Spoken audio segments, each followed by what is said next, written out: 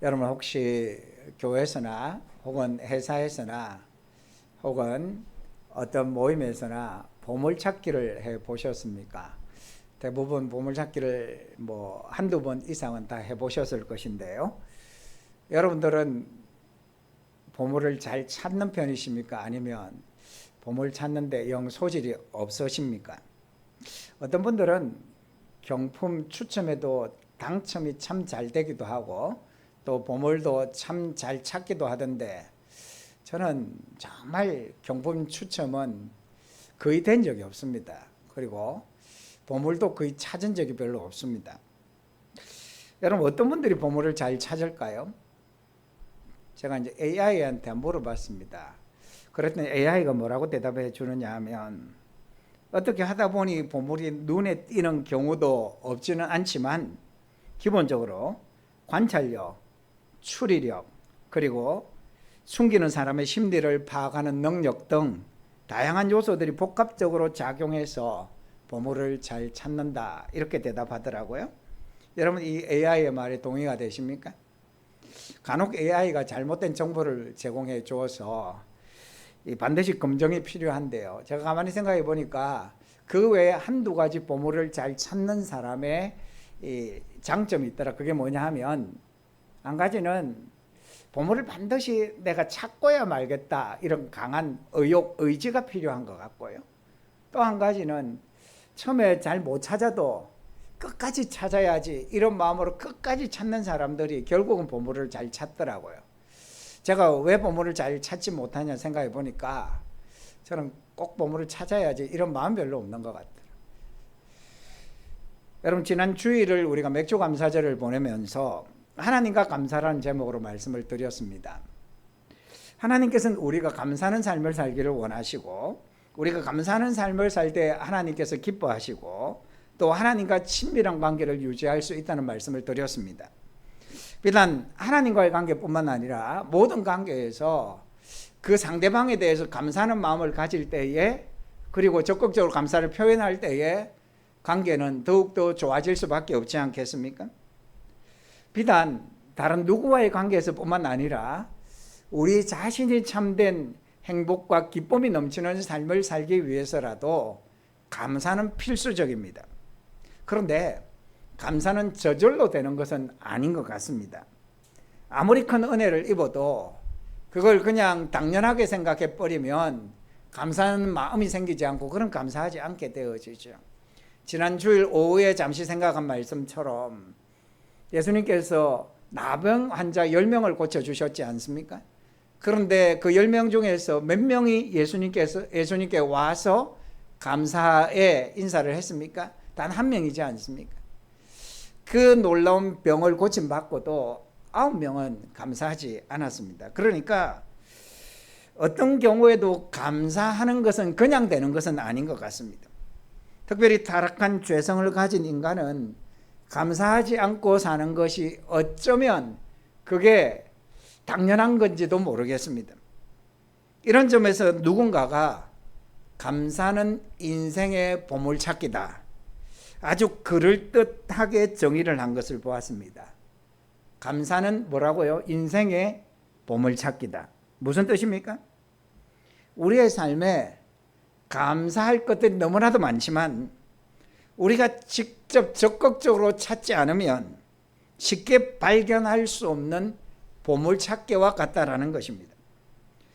감사할 것을 열심히 찾다 보면 정말 많은 감사의 보물이 우리의 삶 속에 숨겨져 있다는 사실을 발견할 수 있게 되어진다라는 것입니다.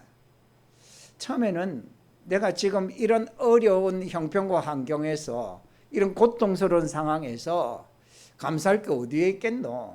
한 가지라도 제대로 있나? 이런 생각을 하면서 찾기 시작하는데, 찾다 보면 야, 이것도 감사하네, 저것도 감사하네, 그러면서 10가지, 100가지, 1000가지 이상 내 삶 속에 감사할 것들이 많다는 것을 발견하게 되어진다라는 것입니다. 우리에게 널리 알려진 이지선 교수, 그가 대학 다닐 때 교통사고를 당해서 이 몸의 반 이상이 3도 화상을 입었지 않습니까? 수술을 아주 여러 번 하고 손가락이 다 불타 없어지고 이제 손가락 하나가 남았는데, 그것을 보면서 그가 어떤 감사를 하느냐 하면 그 남은 손가락 하나로 숟가락질을 할 수 있어서 감사하고, 그리고 그 손가락 하나로 타자를 칠 수 있어서 감사하고, 그 손가락 하나로도 할 수 있는 일이 너무 많더라는 것입니다. 그래서 감사할 제목을 찾으니까 너무 많아서 그가 정말 감사하면서 살다 보니 지금 이제 모교 이화여대에서 지금 상담학과 교수를 하고 있지 않습니까?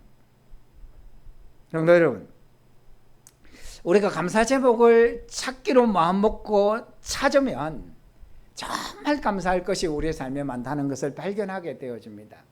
여러분 많이 발견하시고 많이 감사하는 삶을 사시기를 바랍니다. 그런데 우리가 세상 사람들에게는 없는 성도만이 가지고 있는 감사의 제목이 있습니다. 그게 무엇일까요?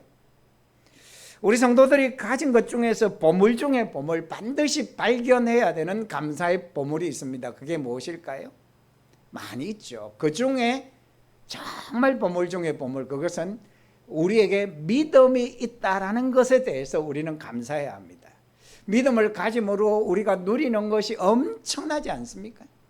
그래서 우리는 무엇보다도 정말 믿음을 가지고 산다라는 것에 대해서 감사하고 또 감사하는 그런 감사의 삶을 살아가야 하는 것입니다.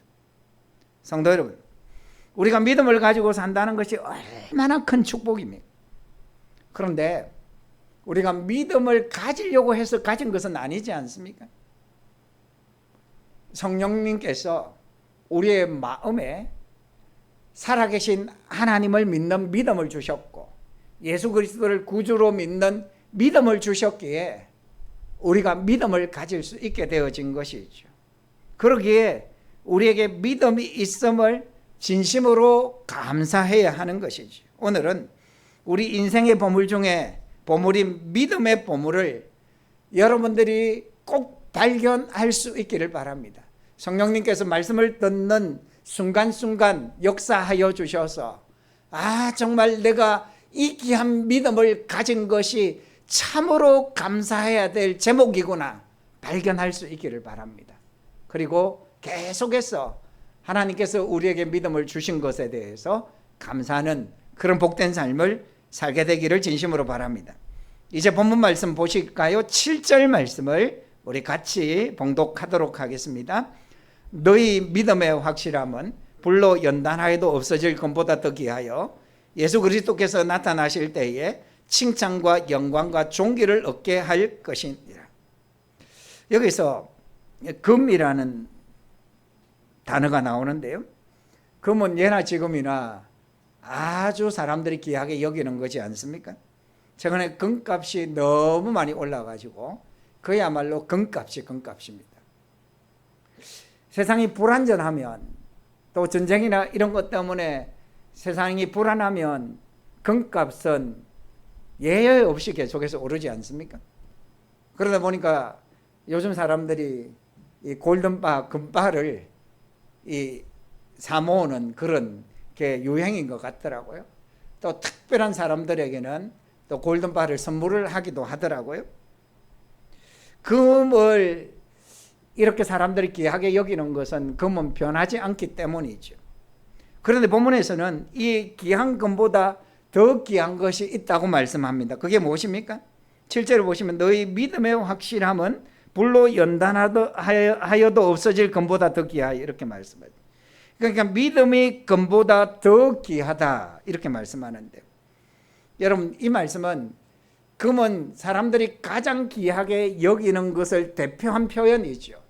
그러니까 믿음이 금보다 더 귀하다는 말은 믿음이 세상에서 가장 귀한 것이다 이런 의미이죠.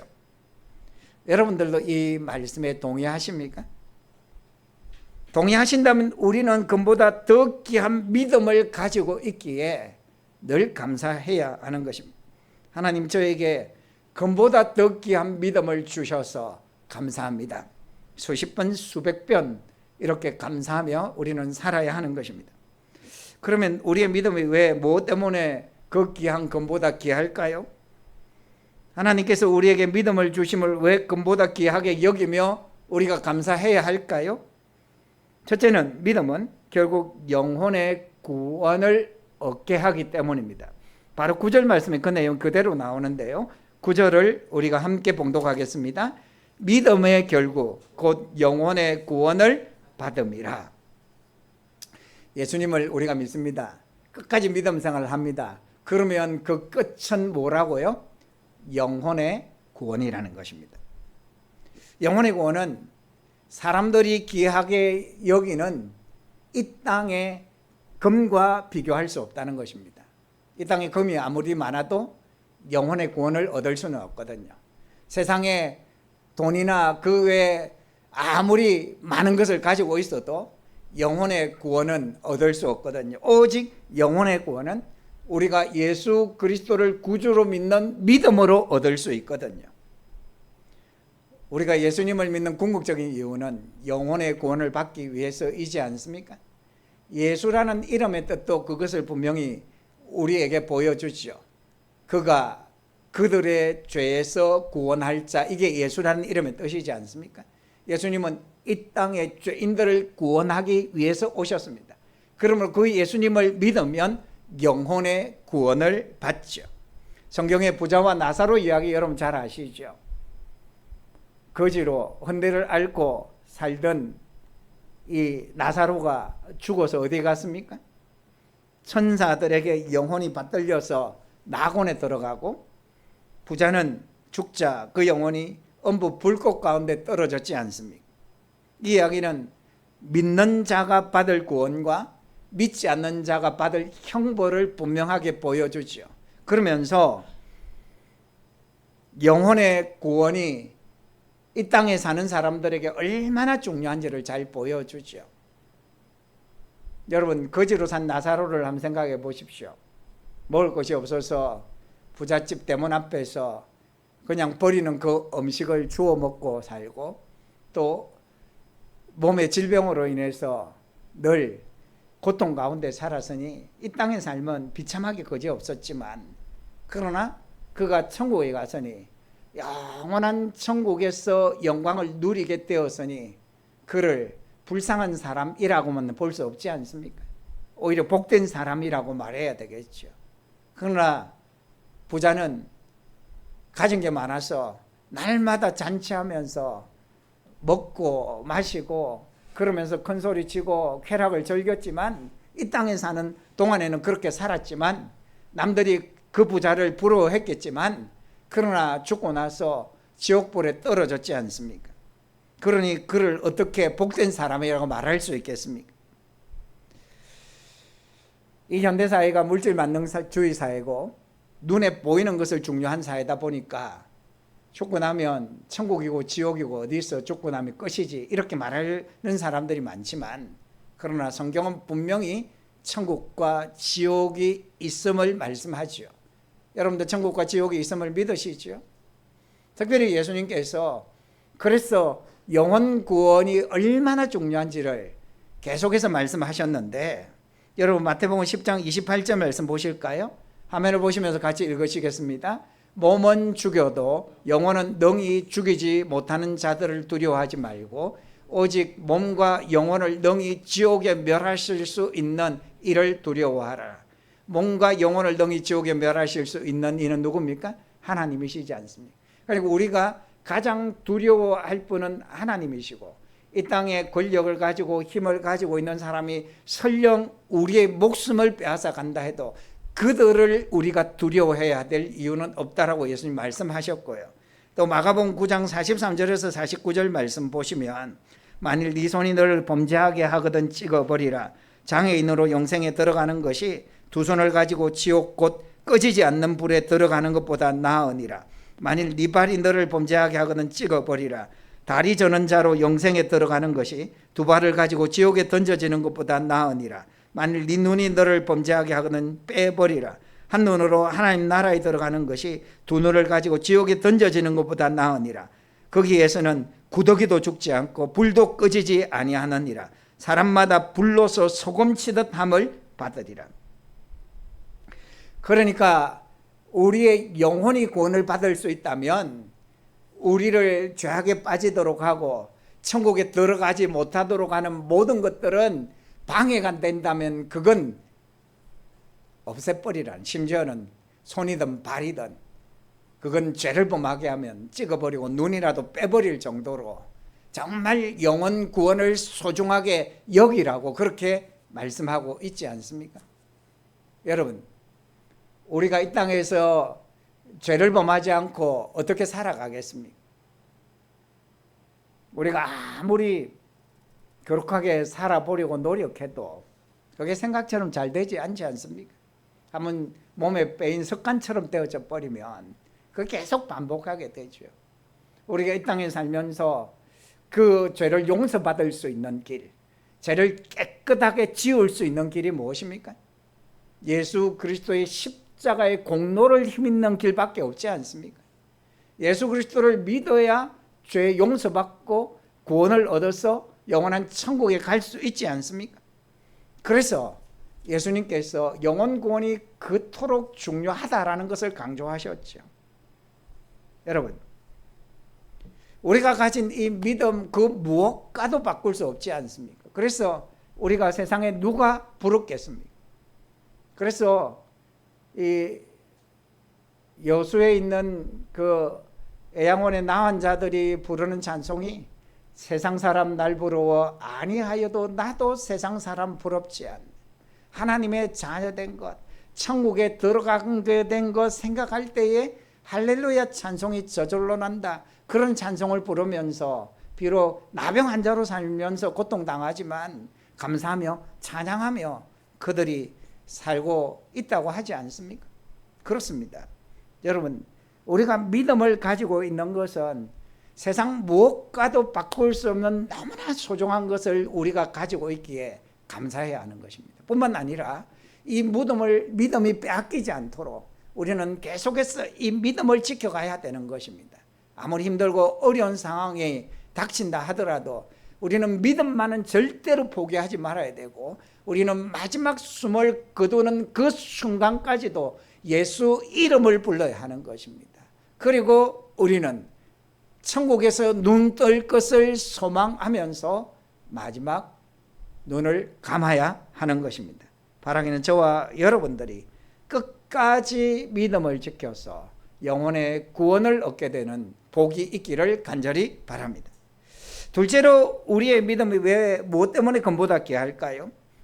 믿음이 세상에서 왜 가장 귀한 것일까요? 믿음은 우리가 소망 가운데서 오늘을 살게 하기 때문입니다. 여러분 3절 말씀 보실까요? 3절 같이 봉독하시겠습니다. 우리 주 예수 그리스도의 아버지 하나님을 찬송하리로다. 그의 많으신 긍휼대로 예수 그리스도를 죽은 자 가운데서 부활하게 하심으로 말미암아 우리를 거듭나게 하사 산 소망이 있게 하시며. 예수를 믿는 사람과 믿지 않는 사람의 여러 가지 차이가 있지만 그 중에 큰 차이 중에 하나는 소망입니다. 예수님을 믿는 사람에게는 소망이 있습니다. 여러분, 사람들이 살아가는 데 있어서 이 소망은 진짜로 중요합니다. 심리학자 에릭 프롬은 인간을 가리켜서 호모 에스페란스라고 했는데, 이 말은 인간은 소망의 사람이라고 했습니다. 섹스피어는 불행한 자에게는 소망 이외에 어떤 것도 약이 되지 않는다. 불행을 고치는 약은 소망밖에 없다. 이렇게 말했습니다.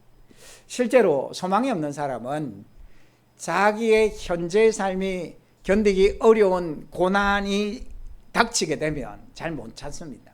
특별히 이제 현대인들은 잘 못 참는 것이 특징 중에 하나가 되어져 버렸는데요. 그러니까 쉽게 낙심하는 것입니다. 그러나 분명한 소망을 가진 사람은 현재의 어려움을 소망을 붙들고 있기에 참고 버티고 이겨낼 수 있는 것입니다.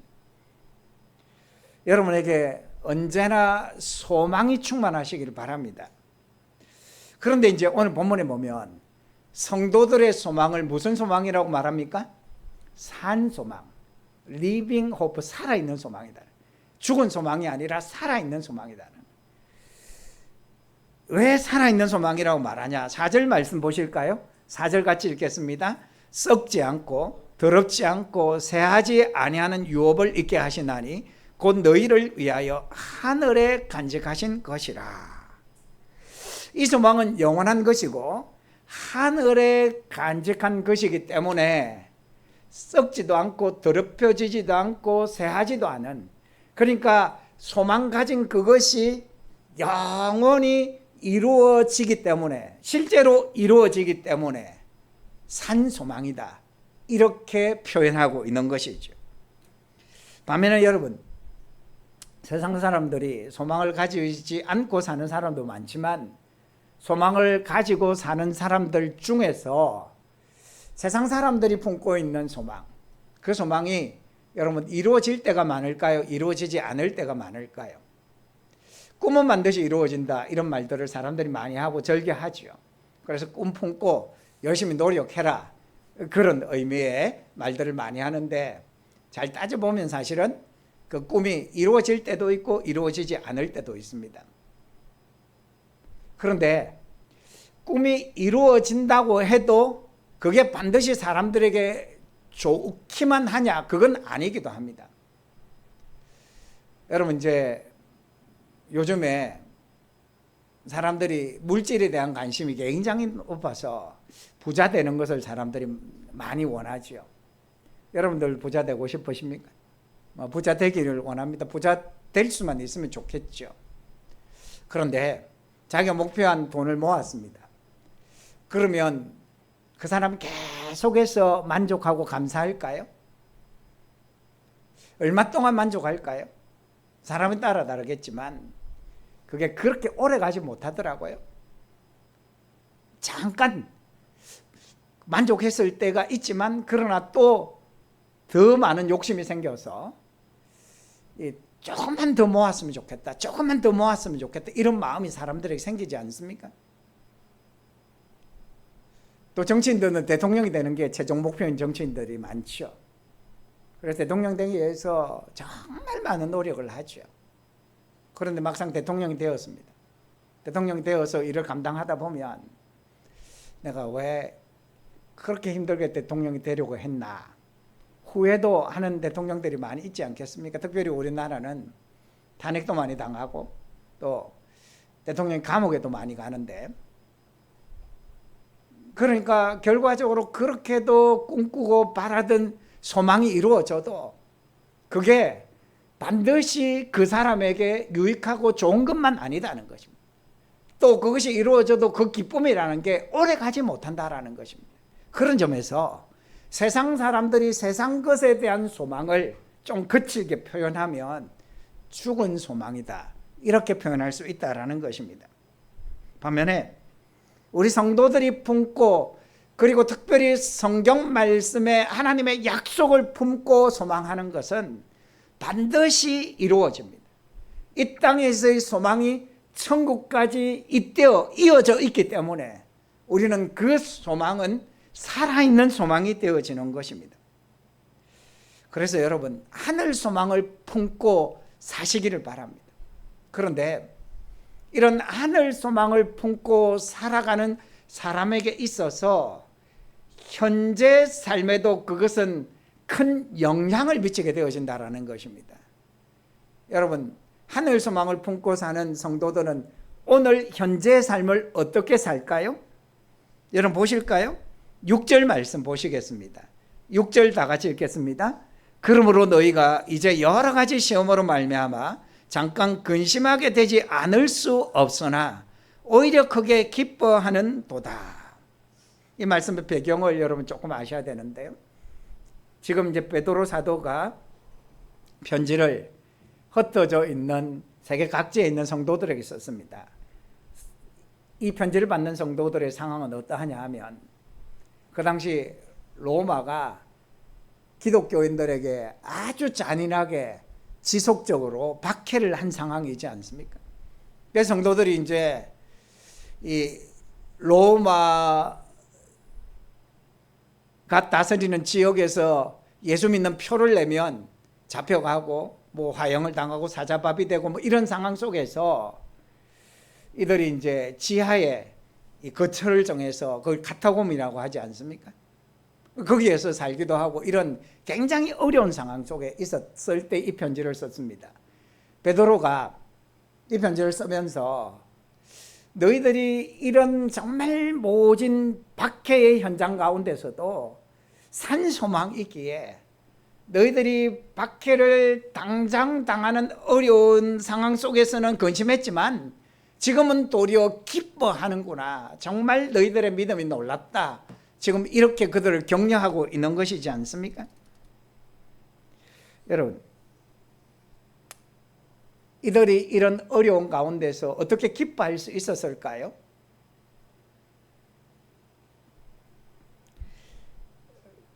누구라도 고난을 당하면 두려워하게 되고 걱정하게 되죠. 그런 중에서 그들이 기도하면서 성령님께서 그들의 마음에 평강을 주시고 그들에게 또 믿음을 주셨습니다.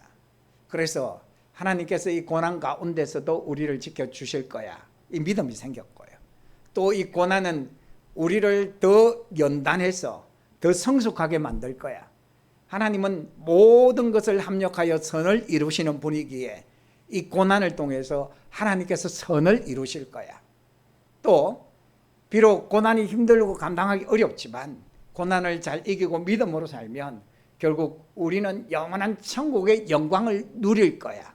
그러니 오늘의 이 어려움을 참자, 버티자, 견디자, 이겨내자. 그러면서 그들이 고난 가운데서도 잠시 근심했지만 그들은 오히려 기뻐했다라는 것입니다.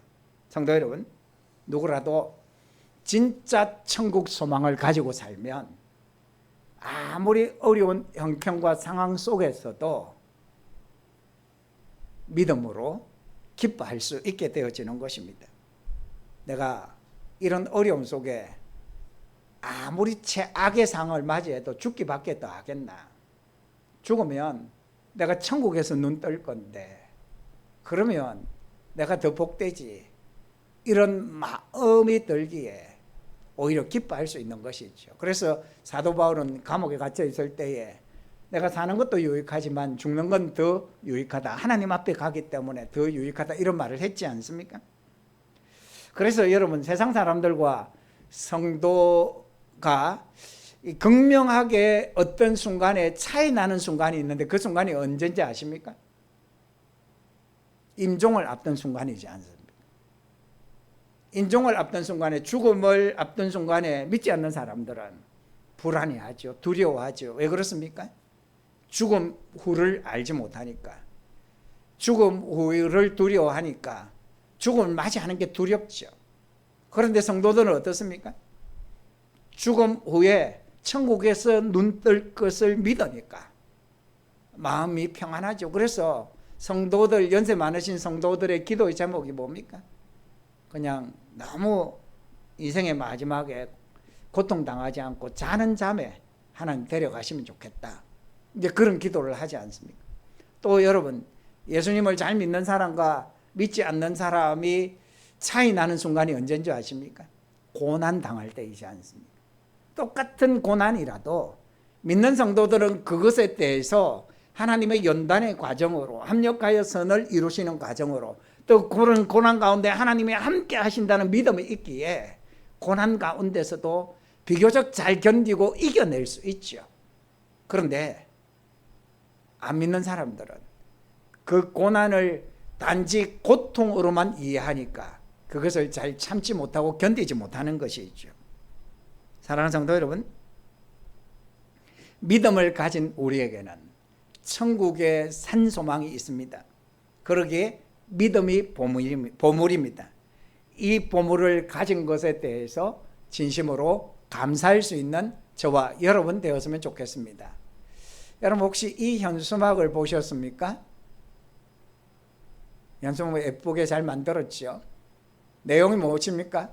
예수 그리스도만이 우리의 참 소망입니다. 아멘이시죠? 이 현수막이 어디에 있던가요? 예, 주중에 제가 붙여놨습니다. 그래서 나가시다 보면 이 교회 건물 벽에 붙어 있습니다. 그렇습니다. 예수 그리스도만이 우리의 참 소망이십니다. 예수 그리스도를 붙들고 소망 가운데 살아가실 수 있기를 바랍니다. 마지막 세 번째로 우리의 믿음이 왜 무엇 때문에 금보다 귀하냐?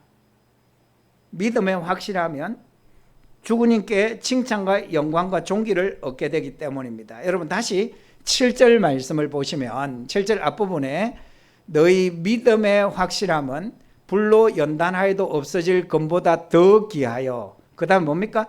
예수 그리스도께서 나타나실 때에 칭찬과 영광과 존귀를 얻게 할 것이니라. 여기에서 그냥 믿음이라고 하지 않고 믿음의 확실함 이렇게 표현하는데요, 여기서 확실함은 헬라 원어는 도키미온인데 시험을 통해 입증된 진짜, 진품, 검증된 이라는 의미입니다. 그러니까 믿음이 시련과 고난을 통과하면서 진짜 이미 증명된 상태를 뜻합니다. 고대는 금을 정제할 때 불로 뜨겁게 달구어서 불순물을 제거했지 않습니까? 그래서 불로 연단하여도 없어질 금이라는 표현을 쓰죠. 그런데 여러분 시험을 통해서 입증된 믿음은, 금은 자꾸 이렇게 불로 연단하다 보면, 불로 달구다 보면 금은 또 아예 없어지기도 한다고 그러더라고요. 그리고 금은 이 땅에서 가치를 가지고 있지, 이 세상이 끝나면 금의 가치도 없어지지 않습니까? 그런데 이 시련을 통해서 연단된 확실한 믿음을 가진 성도들의 그 믿음은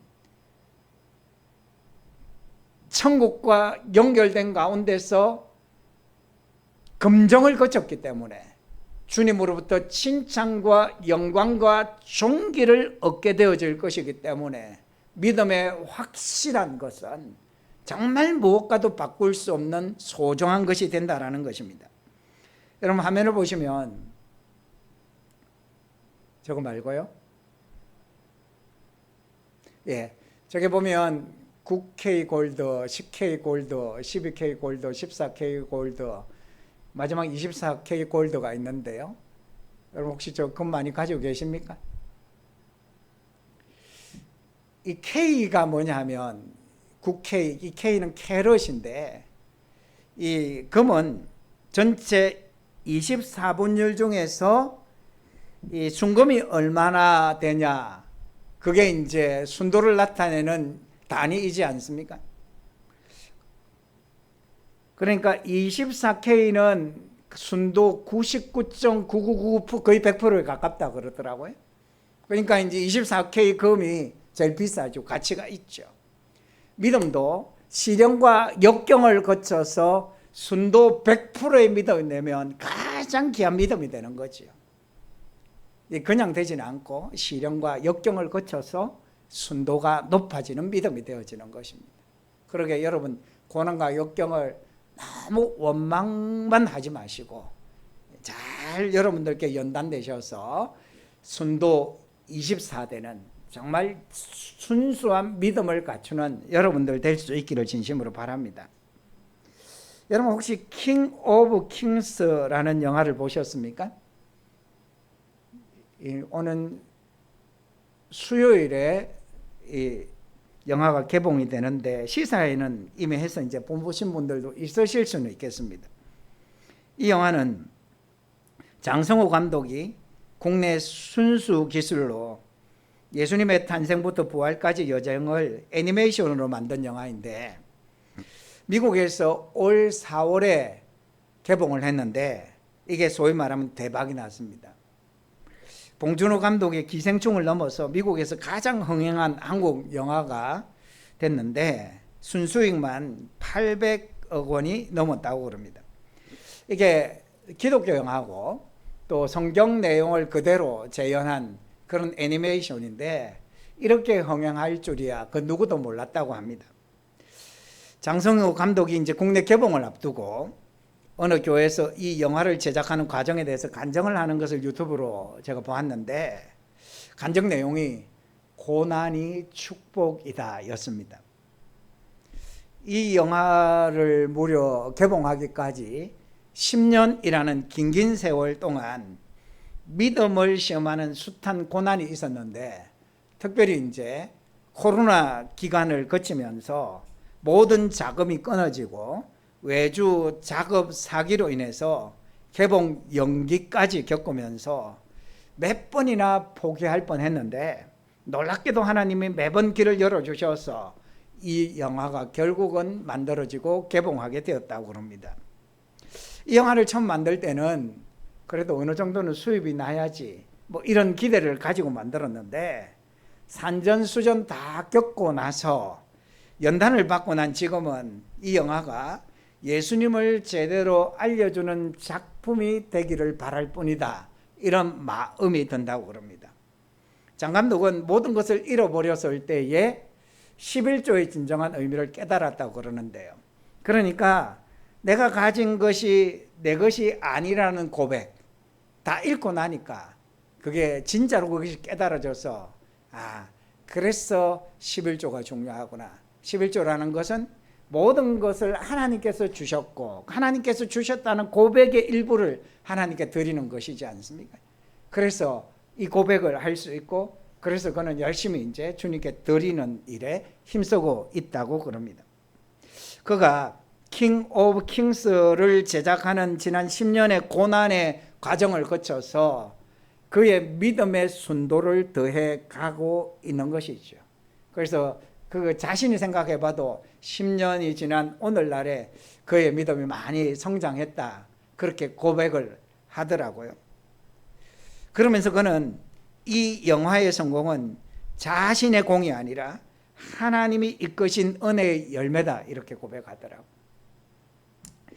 우리 이제 8월 15일부터 17일까지 장대한 가족 수련회를 하는데 이 영화가 그때도 영화관에서 상영이 되면 프로그램의 일부로서 단체 관람을 하려고 하는데 잘 모르겠습니다. 이때까지 상영을 할지 모르겠습니다. 성도 여러분, 고난과 역경은 우리를 순도 높은 신앙인이 되게 한다는 사실을 꼭 기억하시고 고난과 역경 가운데서도 더욱 믿음으로 이기시기를 간절히 바랍니다. 성도 여러분, 말씀을 맺겠습니다. 우리가 예수님을 믿는 믿음을 가졌다라는 것은 얼마나 큰 축복인지 모릅니다. 세상에 그 무엇과도 바꿀 수 없는 가장 큰 축복입니다. 왜 그렇습니까? 믿음의 결국 뭡니까? 믿음의 결국 영혼의 구원, 영원한 천국에서 영원한 영광을 주님과 함께 누리게 된다라는 영혼의 구원을 얻기 때문에 믿음을 가진 것이 축복입니다. 또 무엇입니까? 우리에게 소망을 가질 수 있게 하는 것입니다. 이 소망은 오늘의 어떤 어려움과 역경도 능히 이길 수 있게 하기 때문입니다. 그리고 역경을 잘 이긴 후에 주님 앞에 섰을 때에 주님께서 우리를 칭찬해 주시고 주님께서 우리를 존귀하게 하시고 주님께서 우리에게 영광을 받도록 하시기에 믿음은 우리에게 정말 감사하지 않을 수 없는 선물입니다. 바라기는 여러분들이 믿음의 보물을 늘 삶 속에서 발견할 수 있게 되어지기를 간절히 바랍니다. 그래서 내가 믿음을 가지고 있는 것에 대해서 감사하고 또 감사하고 또 감사하면서 살아갈 수 있게 되어지기를 간절히 바랍니다. 끝까지 믿음으로 승리하실 수 있기를 진심으로 바랍니다.